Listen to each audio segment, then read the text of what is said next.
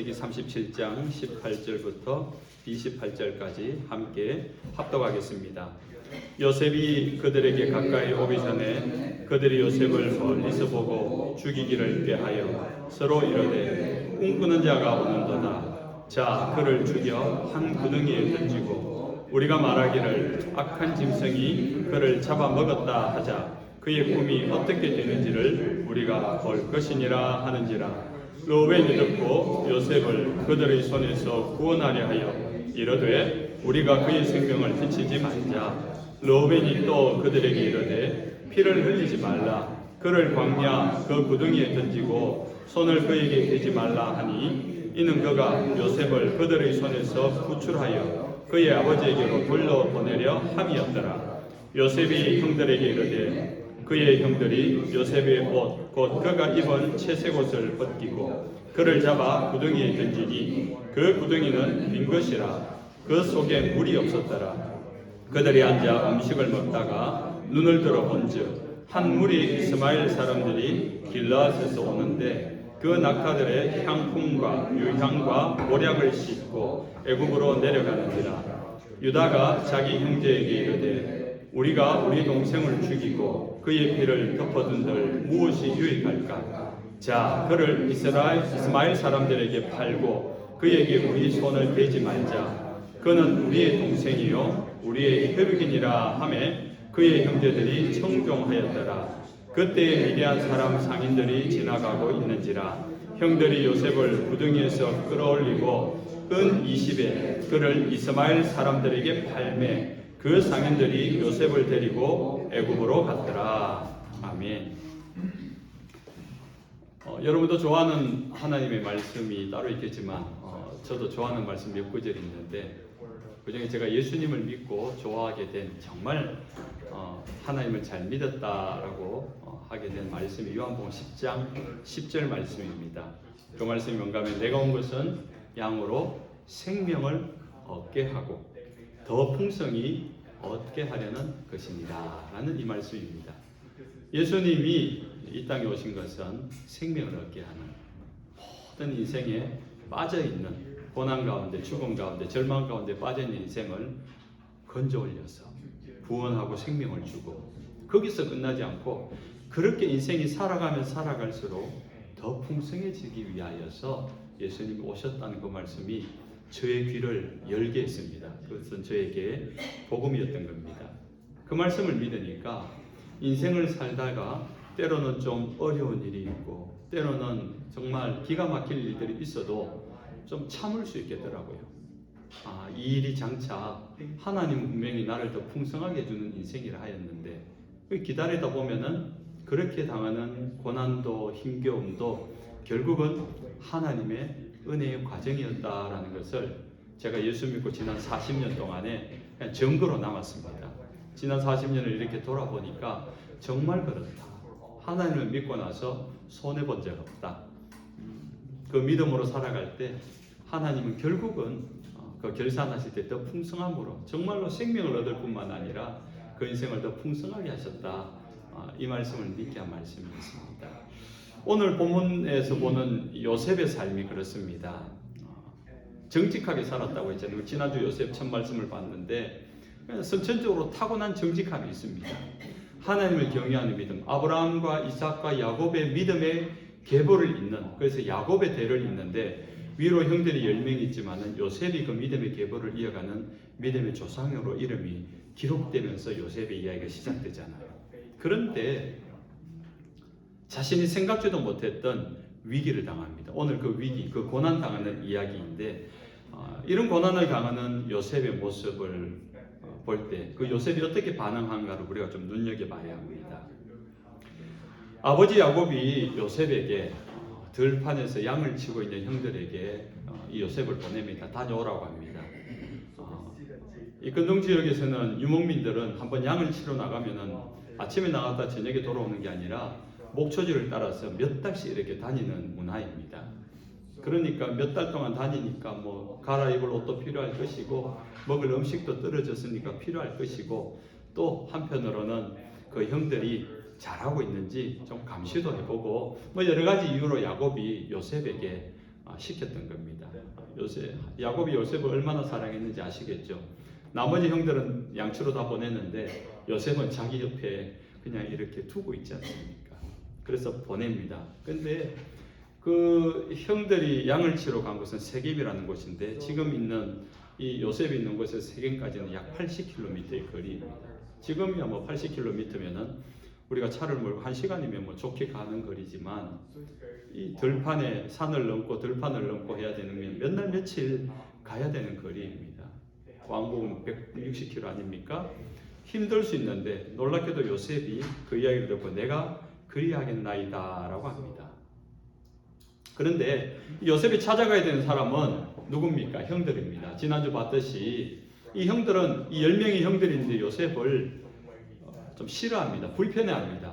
보기도 싫어하고 말 섞기도 싫어하고 그래서 앞편에 보면은 요셉의 형들이 요셉을 향하여서 말을 편하게 할 수 없었다. 말하기 싫다 이 말이죠. 좀 꼴보기 싫다.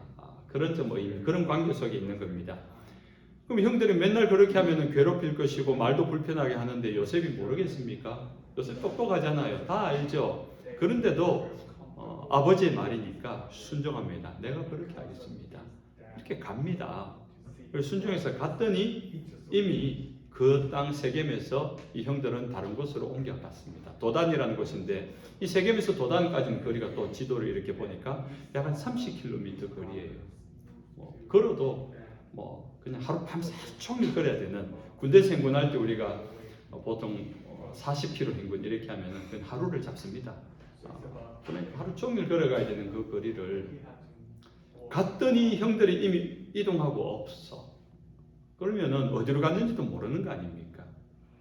그러면은 뭐 형들도 나를 불편해하고 나도 보는 것이 별로 불편하지 않은 관계인데 세겜까지 갔으니까 80km를 갔으니까 아버지의 말에 대해서 순종은 이미 다 한 겁니다. 그럼 그때 돌아오고 싶은 마음이겠죠. 피하고 싶겠죠. 불편한 사람을 굳이 그렇게 찾아가서 만날 필요가 있겠습니까? 근데 마침 형들은 떠나가고 없는 겁니다. 돌아와도 되는데 놀랍게도 그 다음 요셉의 반응이 무엇입니까? 그 근처에 있는 사람들에게 물어서 이곳에서 양을 치고 있는 자기 형들의 거처를 묻습니다. 어리도감이 도단으로 갔다. 모른 척하고 올 수도 있는데 요셉은 그 도단까지 또 걸어갑니다. 굉장히 적극적이죠. 좀 우리가 생각하는 일반적인 반응이 아닙니다. 이것이 우리가 성경에서 보는 요셉의 기질이고 성품인 겁니다. 우리가 지난주에도 보았지만은 형들에게 어떤 시름을 당하고 또 어떤 불편함을 당하고 불이익을 당하지만은 아버지에게 형들의 잘못을 고해 바칠 수밖에 없는, 그는 그냥 시기하고 꽃이다 나를 괴롭혔으니까 너도 혼나봐라 이런 마음이 아니라 요셉의 마음 가운데 거스를 수 없는 정직함이 있다고 했죠. 그것은 하나님을 경외하는 마음에서 나오는 정직함이라고 했습니다. 하나님을 중심에 두고 하나님을 보니까 내가 괴로워도 내가 불이익을 당해도 그 정직함을 가지고 살아갈 수밖에 없는, 그래서 그 정직함 때문에 세상에서 불이익을 당할 수밖에 없는 것, 그것이 믿음을 가진 자, 그것이 그리스도인의 당연한 삶이라고 했습니다. 그런데 또 한 가지 모습이 오늘 나타난 요셉의 두 번째 모습은 자신에게 맡겨진 아버지의 말이 형들에게 다녀오라고 한 그 임무를 완수하는 겁니다. 어느 정도 것 하고 가도 되는데 자기에게 맡겨진 임무를 어떻게든지 해내려고 하는 책임감을 볼 수 있는 것입니다. 참 목사 입장으로, 교회 리더 입장으로 일을 할 때 이런 사람, 교회 한 사람이 있으면 좋겠다 싶습니다. 뭔가 이렇게 무슨 일을 하자라고 했을 때 예, 제가 그렇게 하겠습니다 이러면서 여러분 중에 막 발벗고 나서서 알아서 하는 거예요. 근데 그걸 하다 보니까 좀 어려워지고 힘들어집니다. 도저히 더 이상 진행하기 어려울 것 같습니다. 그러면은 더 이상 일하기 어려울 것 같습니다. 말해도 전혀 이상하지 않은 그것은 당신의 탓이 아니니까 그럴 것 같은데 요셉은 거기서 한술 더 떠서 할 수 있는 게 뭘까를 생각하는 거죠. 그러면서 도단까지 찾아가는 모습입니다. 그래서 이걸 보다가 정말 함께 일하고 싶은 사람이다. 무슨 일을 진행할 때 이런 사람이 함께 일한다면은 되게 기분 좋게 일할 수 있겠구나. 어떤 일을 할 때 문제는 누구나에게 만납니다. 어떤 공동체든지 문제는 발생하게 되어 있습니다. 그런데 그 문제를 만날 때에 핑계를 찾는 사람이 있고요, 방법을 찾는 사람이 있습니다. 우리의 삶들도 마찬가지입니다. 이것은 교회뿐만 아니라 사회생활을 할 때 어떤 문제를 만났을 때 그것을 하지 않으려고 하는 사람은 핑계를 찾게 됩니다. 그러나 어떻게든지 그 일을 하려는 사람은 방법을 찾게 됩니다. 얼마 전에 한국에서 알던 저하고 알던 분이 그때는 집사님이셨는데 지금은 뉴저지 장로님 되셨더라고요. 근데 이제 다음 주일날 밤에 한국에서 저한테 이제 손님이 두 가정이 오십니다. 한 가정은 제 모교의 목사님, 저를 이제 신학교로 가게 저에게 목회를 하도록 권면하신 목사님, 저에게 은사입니다. 제가 너무너무 존경하는 목사님이 오시고, 또 한 가정은 저를 교회로 인도한, 저를 교회로 올 수 있도록 교회 오세요. 나보고 고등학교 때, 그럼 중학교 때네요. 저보고 그럼 교회 다녀야지. 동네 형인데 그 집사님 가정하고 이 두 가정이 오셔서 두 주간을 저희 집에서 지나게 되었습니다. 그렇게 되어졌는데, 그러니까 뉴저지에 함께 신앙생활했던 그 장로님에게도 연락해서 이렇게 이제 그 뉴저지 뉴욕 여행도 이제 그 장로님이 이렇게 주간에 맡아주기로 했습니다. 일정을 잡는데 스케줄을 보니까 뉴저지에 이 목사님 부부, 집사님 부부 네 사람을 태워서 가서 거기서 지내게 하면은 운전은 제가 해야 되는데 저희 집에 차가 한 대밖에 없으니까 차를 또 갖고 와야 되잖아요. 그래서 저는 그 여행에 못 갈 것 같고 가고 싶지만은 뭐 저한테 너무 소중한 두 가정이니까 그래서 뭐 아내라도 같이 탈 수 있으면 가서 나만 내리고 아내가 차 갖고 오면 되는데 차가 5인승이니까 꽉 차는 거예요. 제가 갔다가 내려드리고 이렇게 와야 되니까 저는 그러면은 뉴욕 여행은 제가 빠지겠습니다. 장로님이 이분들 좀 가이드 좀 해주세요 했는데 장로님이 아니 목사님이 빠지면 됩니까? 같이 해야죠. 그럼 차마 제가 말은 못 하고 있는데 뭐 자꾸 물으시는 거예요. 그래서 그래서 차가 우리가 한 대밖에 없어서 갔다가 차가 와야 됩니다. 저희 집에 또 차를 써야 됩니다. 주중 평일이니까. 그러니까 아이고 목사님 그게 무슨 문제라고 걱정하지 마세요. 제가 모시러 갈게요. 이러면서 그 장로님 차가 8인승이래요. 그러니까 목사님까지 다 태워갈 수 있도록 목사님 운전 안 해도 됩니다. 이러는 거예요.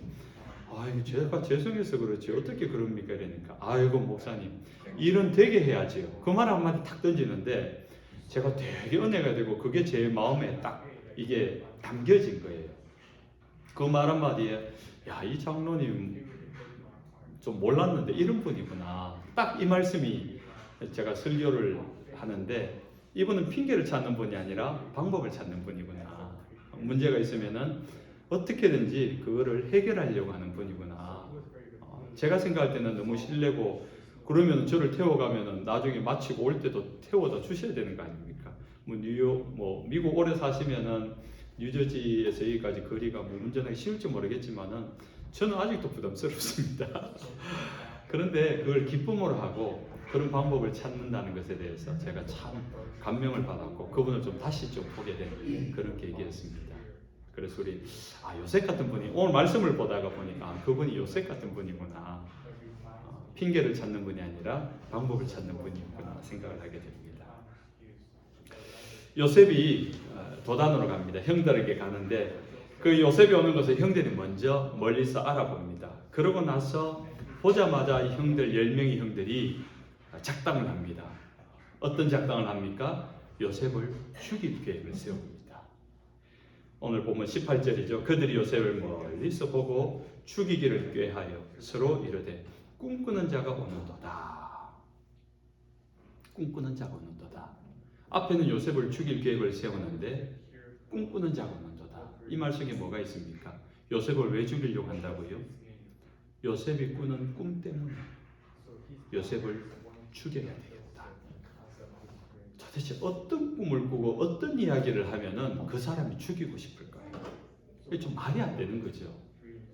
그러니까 이 형제들의 마음 가운데 분노가 가득할 겁니다. 살아오면서 뭐 아버지의 편에도 있었고 또 이 요셉이 받는 사랑에 대해서 상대적으로 자기가 받지 못한 사랑에 대한 그런 마음 차별도 있었고 또 늘 이렇게 자기의 잘못을 고자질하는 그런 요셉에 대해서도 싫고, 그게 다 복합적인데 최종적으로 결정적으로 이 요셉이 꾸는 꿈, 그리고 형들에게 아버지에게 하는 그 꿈 이야기를 듣고 나서 그 꿈 때문에 결정적으로 죽이기로 마음먹었다는 것입니다. 여러분, 근데 그 꿈은 사실 하나님 주신 꿈이잖아요. 요셉이 꾸고 싶다고, 여러분이 꿈꾸고 싶다고 꾸는 거 아니잖아요. 막 오늘 저녁에 돼지 한 3마리 나왔으면 좋겠다 이런 꿈 안 꾸잖아요. 로또 번호 6개 오늘 나왔으면 좋겠다 이런 거 안 꾸잖아요. 하나님이 꾸게 하신 꿈을 꾸게 꾼 요셉입니다. 그리고 조금 더 생각해 보면은 요셉이 꾼 꿈대로 되면은 요셉만 좋습니까? 요셉 집안의 경사인 거죠.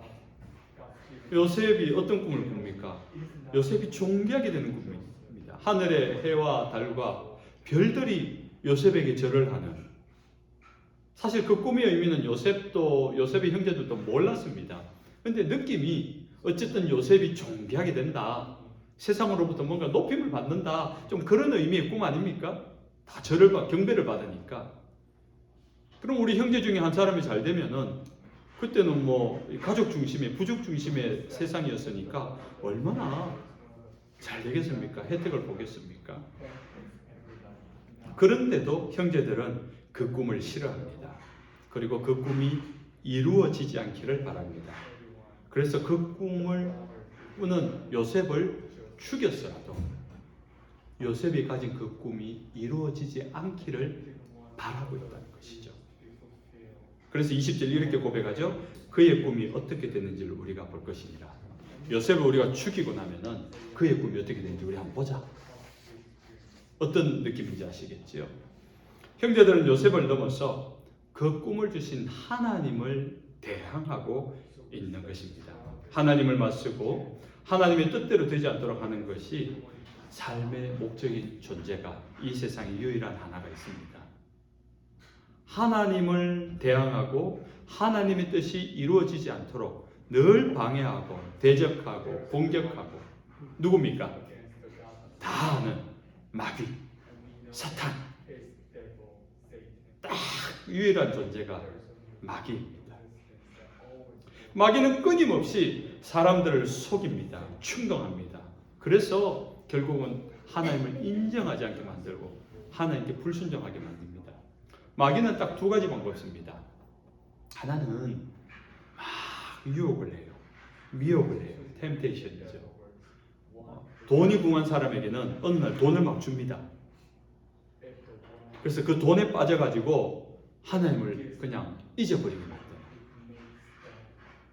또 어떤 사람은 막 명예가 중요한 사람에게는 자리를 막 줍니다. 막 조금만 더 하면은 자리가 올라가고, 조금만 더 하면은 명성이 올라가고, 조금만 올라가면 세상의 명예가 막 올라가는 그 맛을 보게 하는 거예요. 그래서 세상에서, 학계에서, 어떤 사회에서 지위가 높아지고 주목을 받고 유명해집니다. 그래서 내가 조금만 더 노력하면은 그 다음 자리 갈 수 있는데, 그렇게 하다 보면은 예배를 놓치고 하나님을 놓치게 되는 겁니다. 마귀는 여러분에게 부귀영화 줄 수 있습니다. 돈도 줄 수 있고요, 건강도 줄 수 있고요, 인기도 줄 수 있고요, 명성도 줄 수 있고요, 존경도 줄 수 있습니다. 오죽하면은 세례받고 나온 예수님을 광야에서 시험하는데 마귀가 네가 엎드려 내게 절하면은 온 세상의 모든 영광을 너에게 주겠다라고 이야기하잖아요. 마귀는 그런 힘이 있습니다. 그렇기 때문에 사람들을 향하여서 유혹하는 겁니다. 잘 되게 하는 겁니다. 인생 잘 풀리게 하는 거예요. 사업도 잘 풀리고, 막 자녀들, 내가 자녀들 조금만 더 신경 쓰면은 뭐 더 좋은 대학도 가겠고, 뭐 스칼라십도 더 많이 받겠고, 그래서 뭐 오늘은 이거 주일 빠지고 이거 입시 설명회 가야 되는데, 좋은 선생님 만나야 되는데, 좀 이렇게 해서 자꾸 이렇게 빠지는 거예요. 하나님을 예배함을 빠지고, 말씀을 놓치고, 기도함을 놓치고, 그래도 잘 됩니다. 그래서 여러분, 내가 예배하지 않는데, 내가 기도하지 않는데, 내가 말씀을 생각하지 않는데 잘 되잖아요? 돌아보셔야 됩니다. 이게 하나님이 주시는 복인지 사탄이 여러분에게 던지는 미끼인지를 잘 보셔야 돼요. 일순간의 성공, 한순간의 그 형통함이 만약에 거기에 하나님이 발견되지 않는다면은, 하나님의 말씀이 없고 하나님의 은혜가 없이 그렇게 내가 성공하고 있다면은 그것은 마귀의 미끼일 가능성이 많습니다. 또 하나는 반대입니다. 마귀의 시험인데 여러분을 박해합니다. 힘들게 합니다. 어제 아침에 한국에서 이제 북한 쪽 사역을 하시는 목사님의 기도 내용을 전해 들었는데, 지금 중국에는 그 북한에서 탈북한 탈북자 중에 중국에 잡혀서 억류 중인 사람이 2,000명 정도가 된대요. 지금 어느 정도 나온 숫자가, 탈북한 사람 숫자가 아니고 탈북했다가 중국 공안에 잡혀서 북한으로 북송되려고 대기 중인 사람이 2,000명 정도 된다고요. 사역하는 분들이니까 아시겠죠. 그런데 그 중에서 이 사람들이 뭐 이쪽 초소에도 잡혀 있고 저쪽 도시에도 잡혀 있고 이러니까 사람마다 다르다는 거죠. 그래서 선교사님이 돈을 쓰고 해가지고 공안에게 돈을 줘서 어떻게든 빼보려고 애쓴 사람인데 결국은 어제 아침에 북송됐다는 거예요. 어떤 그 여자매 두 사람이. 그래서 그 선교사님이 허탈한 마음으로 눈물로 전해왔고, 그러니까 이제 북송되면은 이제 여러분 아시잖아요. 북한에 탈북했다 가면은 정말 고난 당하거든요. 근데 그 자매들이 바깥에 중국에 나와 있는 가운데 목사님을 만나고 복음을 만나고 예수님을 만나고 믿게 된 거죠. 그 신앙을 그렇게 열심히 하고 있는데 북송되었는데 너무 아픈 마음으로 그 목사님 하루 종일 이를 손을 놓고 울었다고 이야기해요. 그래서 그들이 살아있기만을 기도한다고, 기도해달라고. 그런 믿음을 가지고 살아야 될 사람도 있다는 거죠. 이제 그곳에 들어가면은 뭐 노동교화소 해가지고 정말 입에 담지 못할 고문을 당하고요. 뭐 여자니까 또 뭐 성적인 어떤 고문도 당하고요. 그냥 짐승밖도 못한 그런 취급을 당한다는 간증을 탈북자에 들은 적이 있습니다. 그런데 기독교인이라고 하잖아요. 더 심한 고난을 받는데요. 그 탈북하는 분을 돕는 분들이 목사님들, 선교사님들이 많은 줄 아니까 당연히 그들이 예수를 믿는 줄 알고 그걸 그렇게 조롱하고 박해를 한답니다. 우리가 기도해야 될 제목입니다. 탈북민들이 복음을 만나고 예수님을 믿고 그 신앙을 잘 지킬 수 있도록, 또 어떤 분은 일부러 탈북을 해서 자기 살겠다고 탈북했는데 복음을 만나고 그 복음이 너무 좋으니까 이 복음을 내가 내 가족 친지에게 전해야 되겠다고 다시 성경을 들고 들어가는 분들도 있다는 간증을 들은 적이 있습니다. 스스로 그 죽음도 마다하고 들어가는 거죠. 하나님의 꿈, 하나님의 뜻, 하나님의 일을 이루는데 그것을 반대하고 대항하고 대적하게 하는 것은 마귀의 일입니다. 마귀는 사람이 가진 죄성이라는 본능을 자꾸 건드립니다. 그래서 우리는 우리의 마음을 잘 지켜야 돼요. 마음을 지키는 일이 너무너무 중요합니다. 잠언 4장 23절에 무릇 지킬 만한 것보다 내 마음을 지키라. 생명의 근원이 이에서 남이니라. 그래서 여러분, 우리 마음에 어떤 섭섭한 일, 어떤 사람에 대하여서 좀 상처를 받아가지고 마음에 상한 심령이 되잖아요. 상한 심령이 되어지면 섭섭한 마음 남아있는 거, 그게 상한 심령입니다. 내 마음에 상처를 받았다는 것은 뭔가 섭섭한 마음이 누군가에 남아있고 앙금이 남아있고 누군가 싫은 사람이 있고 또 그것이 좀 심해서 어떤 사람에 대하여 분노하거나 증오하거나 뭔가 미워하는 마음이 있다. 이런 건 상처받은 마음입니다. 내가 잘못한 것이 없는데 저 사람이 나에게 그렇게 했다. 그래서 그 사람이 섭섭하다. 그 사람이 밉다. 그 사람이 싫다. 여러분 상처받은 마음이에요. 여러분의 심령이 상처받은 거예요. 그거 회복되셔야 됩니다. 그 회복은 놀랍게도 용서로만 될 수 있습니다. 싫죠. 용서하기 싫죠. 그 사람이 한 짓이 얼마나 심한데, 말도 안 되는데, 얼마나 억울한데, 근데 이 말씀을 보면은 우리의 마음을 지키라 하잖아요. 그래서 용서해야 되는 이유는 여러분 자신을 위해서입니다. 여러분의 마음을 지키기 위해서. 그 사람을 위해서 용서하는 게 아니라 나 자신을 위해서 용서해야 돼요. 그것이 주님이 우리에게 가르쳐 주시는 방법이고 은혜인 것입니다. 그 마음, 내가 당당하고 내가 정당했어도 내가 억울했어도 그 마음 갖고 있으면요, 그것이 여러분에게 깊이 박힌 가시 같아요.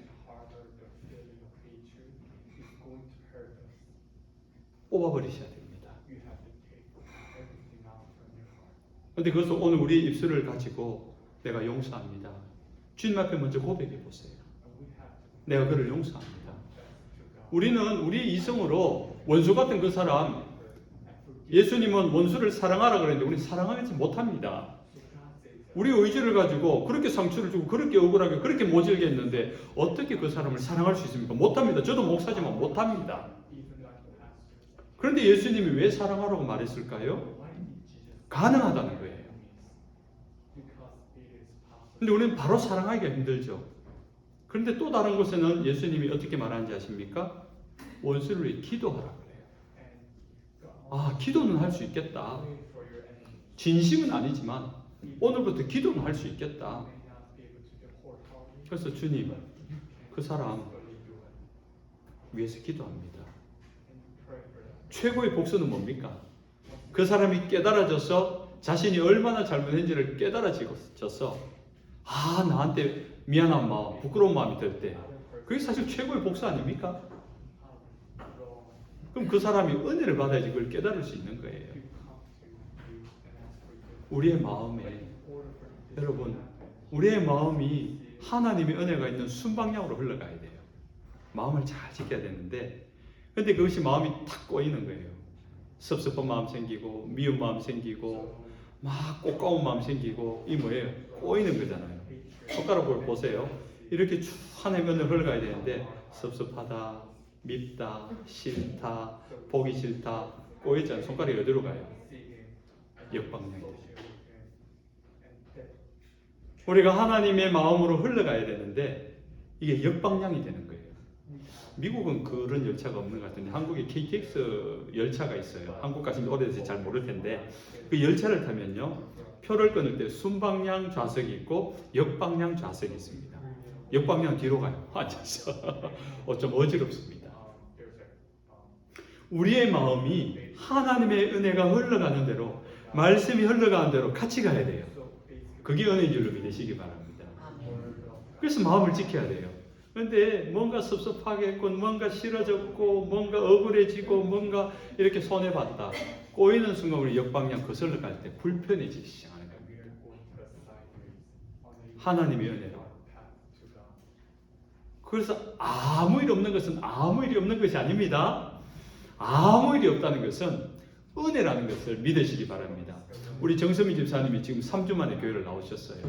3주 전에 어떤 일이 있는지 여러분 다 아시잖아요. 기도 막 다 하셨잖아요.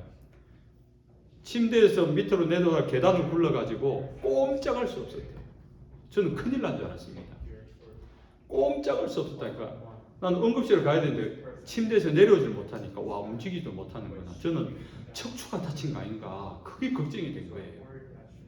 그런데 어떻게 해서 가셨는데 거기서 근육이완제 주사 맞고 뭐 약도 먹고 이러면서 어떻게든 걸어 나오셨대요. 다행이다. 정말 제 속으로 집사님 제가 다행이다 그랬어요. 그날 내가 척추 다치면요, 그냥 목뼈를 다치든지 척추뼈를 다치든지 그러면 못 쓰는 거 아닙니까? 그게 아니라서 얼마나 다행이다. 그러고 나서도 지난 2주를 더 고생하시고 오늘 제 발로 걸어 나온 거 보니까 제가 집사님 보자마자 오늘 뭐랬어요? 집사님 기적입니다. 집사님 기적이 일어났습니다. 3주 전 생각하면은 집사님에게 기적이죠. 그때 생각하면은.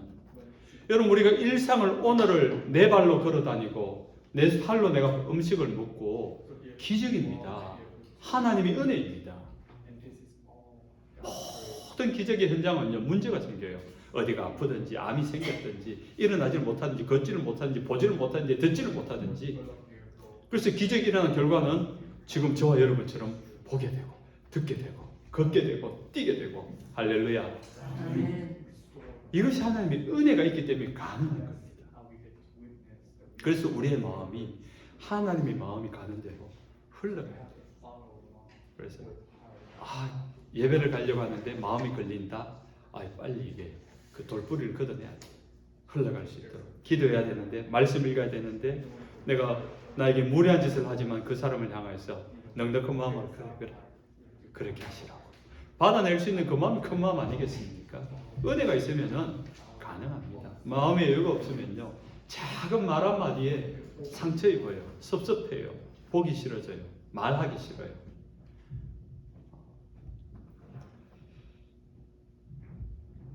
마귀는 여러분의 그런 상한 감정, 섭섭한 마음, 작은 마음 건드립니다. 그리고 그것을 뽑아내지 못하게 만듭니다. 계속 간직하게 만듭니다. 아셨죠?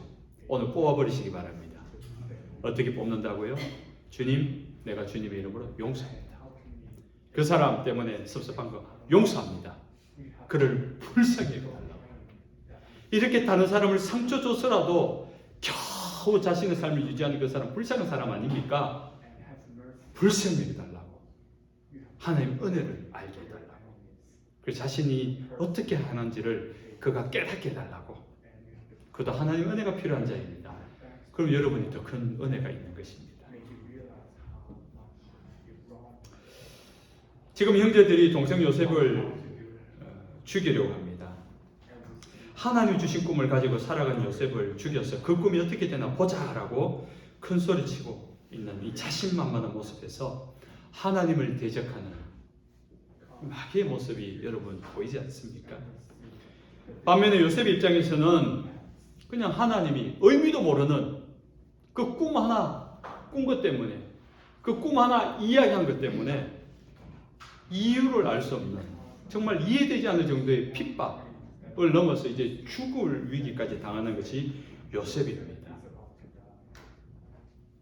그런데도 이상한 거는요, 요셉이 그 꿈을 버리지 않는다는 거예요. 의미는 모릅니다. 아직 이 꿈의 의미를 모릅니다. 그런데도 그 꿈을 버리지 않고 그 꿈을 침묵하지 않습니다. 꿈을 꿀 때마다 사람들에게, 형제들에게 말했다라고 하잖아요. 의미는 모르지만 이 뭔가 하나님 주신 꿈 같은데 그 꿈을 이야기하고 있습니다. 우리가 세상을 살면서 모든 이유를 알고 살아가진 않잖아요. 우리가 하나님을 믿고 기도하지만은 모든 일을 두고 하나님이 응답해 주진 않습니다. 때로는 하나님이 침묵하실 때가 많아요. 그런데도 불구하고 우리는 하나님을 향한 믿음을 놓으면 안 되는 이유가 여기 있습니다. 요셉처럼 믿음의 이유로 말미암아 미움받을 수도 있습니다. 심한 경우는 죽을 수도 있습니다. 그런 위기를 당할 수도 있습니다. 그럴 때마다 우리는 하나님을 생각해야 합니다. 그 믿음 때문에, 그 꿈 때문에 고난당하고 죽을 수도 있는 것, 그건 대가 아닙니까? 여러분, 믿음에는 대가가 따릅니다. 여러분이 고백하고 여러분이 가지고 있는 그 믿음, 여러분이 기도하는 그 기도에는 대가가 따릅니다. 때로는 기다림의 시간이 필요하고요. 때로는 그 기도, 그 믿음으로 살아가야 되기 때문에 세상에서 불이익을 당하고 억울해야 당함을 겪을 때가 있습니다. 어쩌면 죽을 것처럼, 이유도 없이 사람들이 달려들어 나를 죽일 것처럼 숨막히게 하는 경우도 있습니다. 어떡하겠습니까? 요셉이 할 수 있는 것은 그 꿈을 간직하고 있다는 겁니다. 그 꿈을 버리지 않았다는 겁니다. 그 꿈을 부인하지 않았다는 겁니다. 그 꿈의 대가를 치러내면서 그 믿음과 그 꿈을 지켜낼 수 있는 것, 그것이 오늘 우리의 해야 할 일인 것입니다. 형제들이 요셉을 죽이기로 합의를 했습니다. 그런데 변수가 생기죠. 21절, 22절을 보니까 요셉의 죽음을 막아서는 사람이 있습니다. 첫째 아들 르우벤입니다. 르우벤이 요셉을 죽이지는 말자라고 하면서 일단 당장 죽이는 것에서 요셉을 구덩이에 빠뜨리자.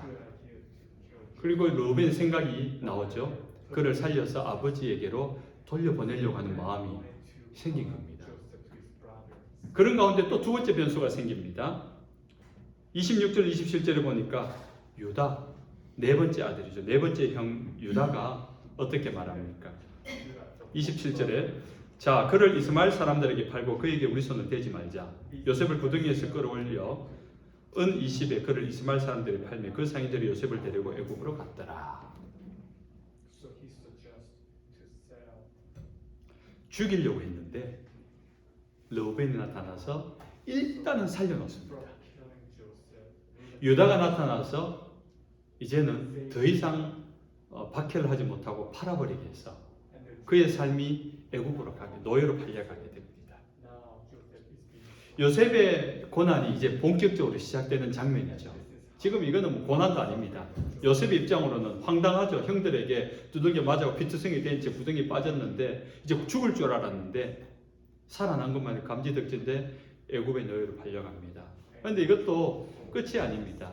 그 당시 노예는 짐승, 그야말로 짐승 취급, 은 20에 팔았다고 하잖아요.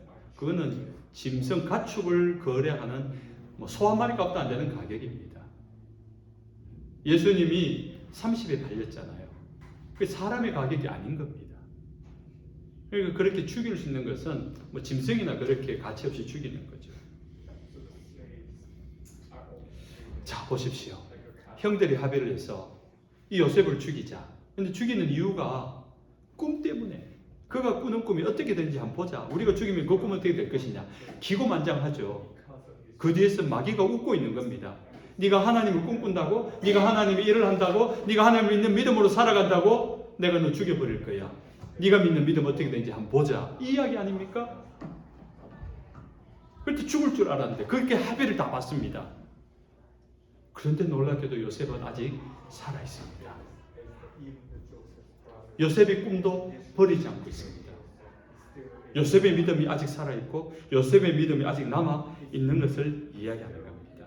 아직 요셉이 꾸는 그 꿈, 하나님이 꾸게 하신 하나님의 꿈이 유효하다는 겁니다. 끊길 것 같았는데, 끝난 줄 알았는데 하나님의 꿈, 하나님의 뜻이 여전히 유효하다는 것입니다. 여러분, 인생은 사람 마음대로 되는 것 아닙니다. 그럼 누구 마음대로 될까요? 하나님 마음대로. 따라합시다. 인생은 내 마음대로 되는 거 아니다. 하나님 마음대로 된다. 왜요? 내 인생이 아니기 때문입니다. 여러분의 몸뚱아리, 여러분의 돈, 여러분의 인생을 살아온 노하우 여러분 것 같지요? 그래서 여러분 세상을 살아가지 여러분 마음대로 됩니까? 여러분 나이만큼 인생을 사셨잖아요. 우리 장로님 83세, 83년을 우리 중에 가장 오래 사셨습니다. 우리 중에 또 가장 많이 배우셨어요. 얼마나 똑똑하시겠습니까? 얼마나 인생 경험이 많으시겠습니까? 장로님 마음대로 다 되던가요? 안 됩니다. 오늘 아침에도 마음대로 안 되는 증거를 봤어요. 장로님이 악수를 왼손으로 하시는 거예요. 아니, 이렇게 고상하신 분이 이렇게 악수는 오른손 하는데 오른손 하는 법을 지난밤에 까먹었나? 했는데 그게 아니고 어제 갑자기 물건을 떨어져서 급하게 이렇게 몸을 움직이다 보니까 어깨에 무리가 오셔가지고 좀 인대가 늘어났든지 아니면 어떤 잔 근육이 이렇게 파열됐든지 그런 것 같아요. 그래서 팔이 안 올라간대요. 죄송합니다, 장로님. 박사면 뭐합니까?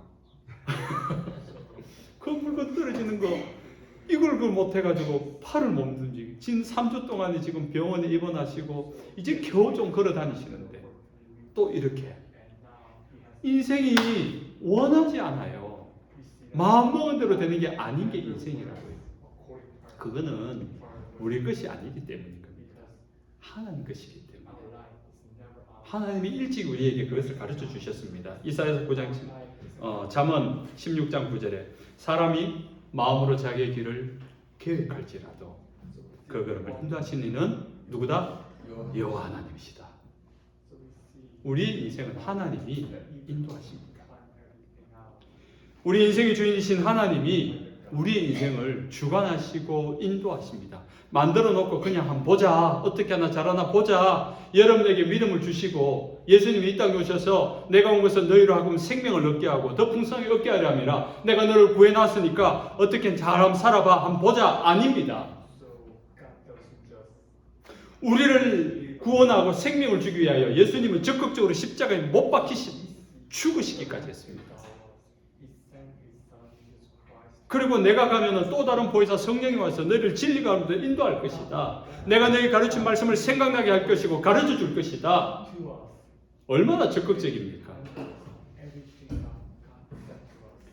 하나님이 일하시는 중입니다. 팔짱 끼고 여러분 구경하는 분 아니라고요. 여러분에게 믿음을 주시고 그 믿음을 장성하게 하시고 그 믿음 우리가 지난 부흥회 때 배운 것처럼 그 믿음이 점점점 거룩해지는 성화에 이르게 하시고 그 성화의 완성이 마지막 날 주님 앞에 하나님의 영광 가운데 그 영화로운 가운데 이르게 하시려고 일하시는 중입니다. 우리는 피곤하면 밤에 자야 되지만 주님은 24시간 졸지도 주무시지도 않고 일하시는 분이십니다. 여러분의 발걸음을 날마다 인도해 가시는 분이십니다.